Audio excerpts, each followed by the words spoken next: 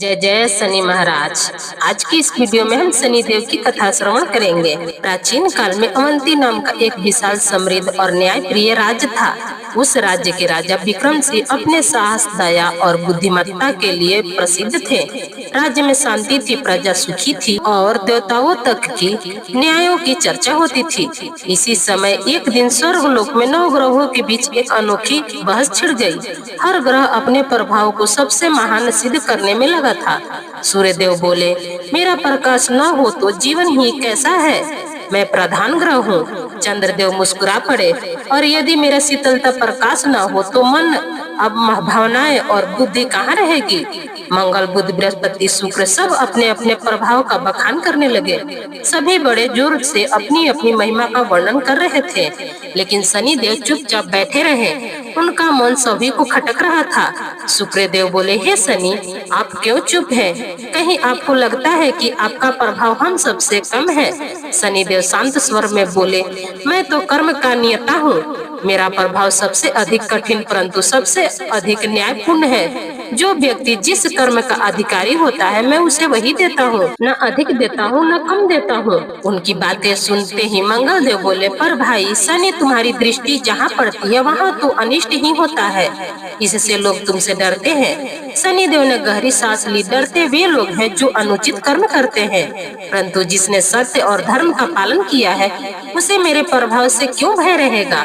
बहस बढ़ती गई। अंत में सभी देवताओं ने निश्चित किया कि किसी पृथ्वी के राजा के पास चलकर यह सब तय करवाया जाए कि किस ग्रह का प्रभाव सबसे अधिक है। सभी ग्रह एक मत होकर राजा विक्रम सिंह के दरबार पहुँचे। जब दरबार में अचानक 9 देवताओं को प्रकट हुए देखे, राजा तो स्वयं उठकर खड़े हो गए।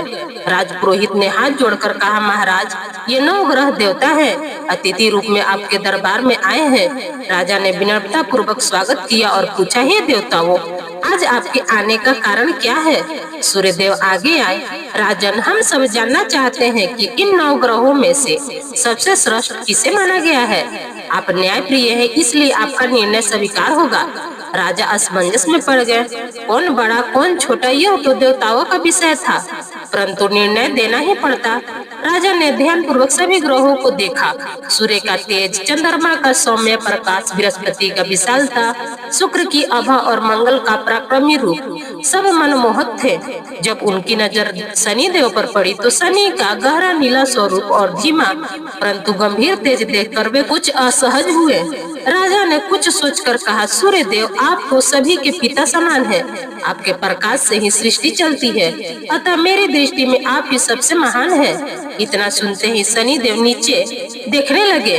काफी ग्रह हंसने लगे। शुक्र देव ने धीमे से कहा, देखा, पृथ्वी पर कोई भी शनि को महत्व नहीं देता। राजा ने यह देखकर शनि देव को साधारण लोहे का एक छोटा सा सिंहासन भी दे दिया, जबकि अन्य ग्रहों को स्वर्ण, रत्न और हीरे से जड़े आसन दिए थे। शनि देव ने कुछ नहीं कहा, बस शांत भाव से वह लोहे के सिंहासन पर बैठे गए, जिसे राजा ने सबसे छोटे स्थान पर रखा था। जब सभा समाप्त हुई और ग्रह देवता वापस जाने लगे, तब शनि देव अकेले राजा के पास गए। वे गंभीर स्वर में बोले, राजन, आपने निर्णय दे दिया, यह आपका अधिकार है, लेकिन न्याय तभी होगा जब प्रत्येक को उसके कर्म और प्रभाव के आधार पर ही आंका जाए।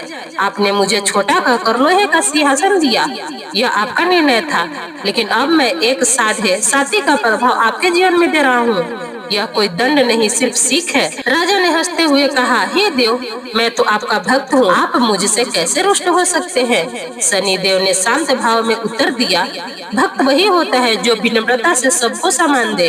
आपने सम्मान का भेद किया, अब समय आपको सही सीख देगा। इतना कहकर शनि देव अंतर ध्यान हो गए। अगले ही दिन राजा जागे तो उन्हें लगा जैसे मन में भारीपन है। सुबह के कार्यों में अवरोध आने लगे। दरबार में आए लोग बिना कारण नाराज दिखने लगे। राज्य के खजाने में से अचानक घाटा होने लगा। मंत्रीगण चिंतित थे, पर राजा ने इसे सहयोग समझकर अनदेखा किया। कुछ ही दिनों में परिस्थितियां इतनी बिगड़ गई कि प्रजा में असंतोष फैलने लगा। तभी एक दिन पुरोहित जी ने आकर कहा, राजन, आपके ऊपर शनि दोष स्पष्ट हो गया है।